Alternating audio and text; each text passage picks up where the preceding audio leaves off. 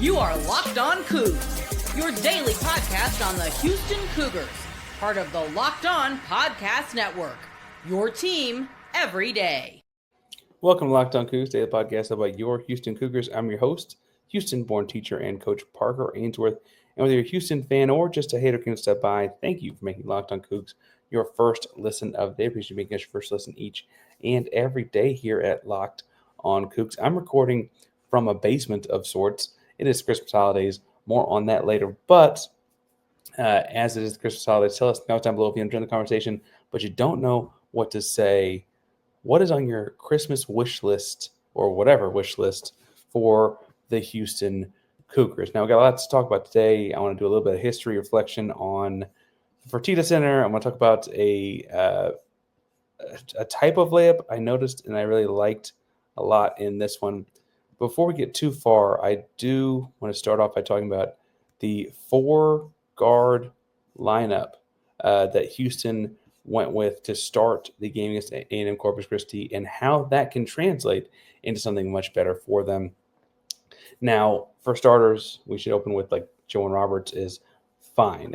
He's resting an injury he suffered in the previous game against Toledo. It sounds like had it been a more contested game, he would have played and suited up. He was practicing throughout the week, apparently on Twitter, is what it looks like, just resting the injury. And instead of going with JoJo Tugler and Javier Francis, two starting big men, they went with just JoJo Tugler and started Terence Arsenal. Weird to think that's just Terence Arsenal's second start of his career. I could go on and on about that, but it is. And what you saw in this four-guard lineup was a lot of space. Paint touches, kick-out threes, and the speed of the game was a whole lot more intense. A lot of people, it looked like on Twitter, were talking about how much more aggressive they played and aggression, and it's like they just had more space to show off their speed advantages in this one. Now, and I know Houston's not going to have a speed advantage like this in every single game they play, but they clearly do in this one. For what it's worth, they're going to have them in a lot of games that they play, and this is a moment for them really to utilize that speed and frankly create that space. The paint touches, patience lets it kick out threes. That's why you open up with a couple threes, start the game. I mean, the floor had so much more space on it. Ultimately, it was interesting to see the way that they shifted lineups back and forth. You saw Malik, Uzan, Cryer lineup all together out there, and that was at one point you kind of thought each of those three guys could be a backup point, or could be a point guard or a backup point guard. They all played together a lot. You saw Francis and Tugler out there together as soon as the first media timeout happened. Murphy Miller came in at the U12 timeout. That was much faster than he typically plays. Said Lott played first half minutes. Probably had more to do with Roberts being out, right? But you see a lot of stretches throughout the game with different looking lineups. And by far and away, the most effective, as it has been for a couple games now, was this four-guard look around any big, obviously, but JoJo Tugler's tenacity, intensity, relentlessness, etc. Insert stat of your choice really paved the way and made a big difference and made it you're able to play that kind of lineup with him. I wonder if the four-guard lineup that they've got out there with Arsenault, Uzan, Cryer, and Sharp is the four-guard you go with. You're obviously getting up some size, and I think the big detractor to this was that they were giving up rebounding advantages. They actually were losing the rebounding battle at halftime and only won the overall rebounding battle by 2 rebounds. And A&M Corpus Christi, had to write this down and be sure I was right here, but they're horrible at rebounding in general. They're 123rd in the country in offensive rebound percentage and 336th in the country, 336th in the country in defensive rebounding percentage.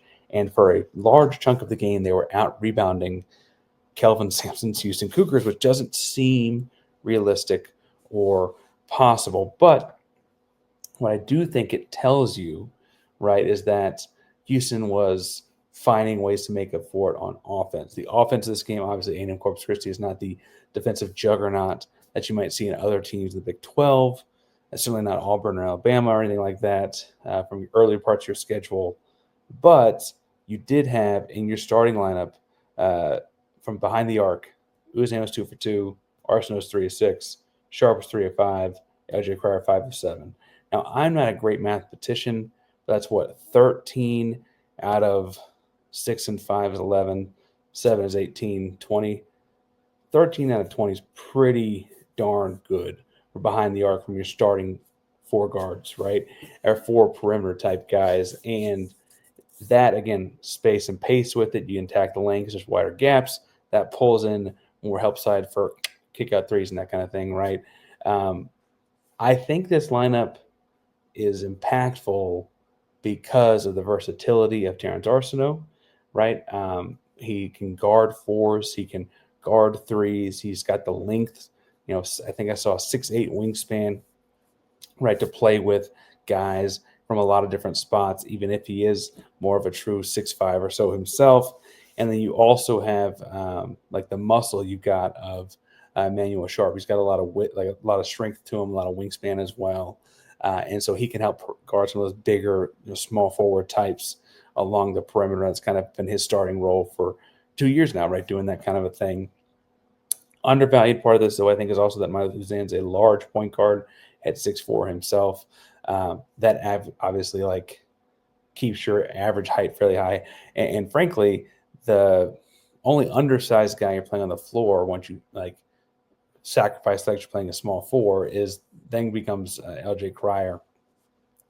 Then you factor in that like Emmanuel Sharp's throwing his body around after every rebound, and Terence Arsenal is getting after it defensively, and like he didn't get a rebound his first couple stints in the game, I guess, but he's doing a lot of other poking of the ball and this kind of stuff. And then you end up going with JoJo Tugler, who seems to just like never run out, like the Energizer Bunny of this team.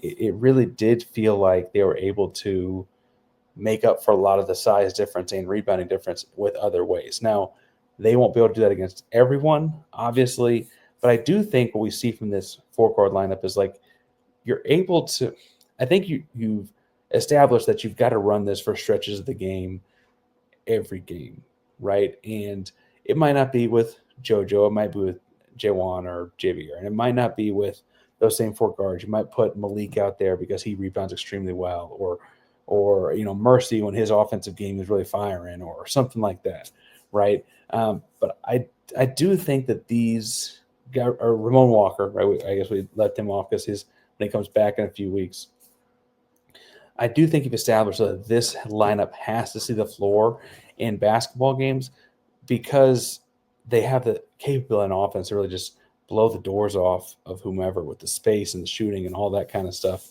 It's not unlike, and I know this is going to be like a big comparison, but the very first Warriors team in this latest iteration that won it all, right?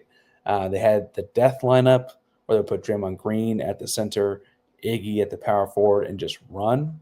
And they didn't do that all the time. People remember that team for being that space and pace, small ball basketball team, shot threes, Steph Curry and stuff like that. They didn't do that all the time, but they did do it for large chunks of the game. And then if it was a game that they had an advantage with it, they'd end the game with it, right? They'd close the game with it. It feels similar in that for Houston, that they have clear advantages against a lot of teams that they'll play with this lineup. And if they can keep using key spots, and then obviously for other parts of the game using more traditional two big lineup. The Warriors did that back then with the guy. Was that when Lee was on the team? Anyway, that's the kind of way you kind of get more crux of like traditional basketball flow. You got to have your different kind of punches if you're a boxer and that kind of stuff, right? It's a way to change up the game.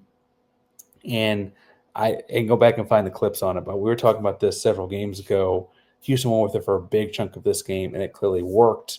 I think that ultimately it's the kind of thing that Kelvin Sampson and company need to kind of hold on to. Now, I want to talk about one thing I noticed in watching this game as well. Replacing the irreplaceable is a daunting task, and I think that Houston's got an idea of an option. But before we get to that, our buddies over at Rocket Money are here to help you. And I don't know if you've ever like gone through and found too many subscriptions on your phone or too many things you didn't even know you're subscribed to, and Rocket Money app is here to help you with those kinds of problems. Rocket Money is a personal finance app that helps you find and cancel unwanted subscriptions, monitor your spending, and help you lower your bills so you can grow your savings. It brings everything together all in one place. It's really easy, whether it's subscriptions or your spending habits or even whatever goals you've got to set for the year as we enter a new year. Rocket Money has over 5 million users and saved over $500 million in canceled subscriptions, saving members up to $740 a year when using all of the app's premium features. For me, I subscribe to a lot of things to try and get a quick deal or whatever. And the best feature was the subscription tracker. I used to cancel a handful of services I wasn't using anymore. They've already saved a ton. Plus, with their goals feature, been able to automatically set aside money for the future, setting some big things up for 2025. No more stressing about budgeting every month. Cancel your unwanted subscriptions and reach your financial goals faster with Rocket Money. Go to rocketmoney.com/locked on today. That's rocketmoney.com/locked on today.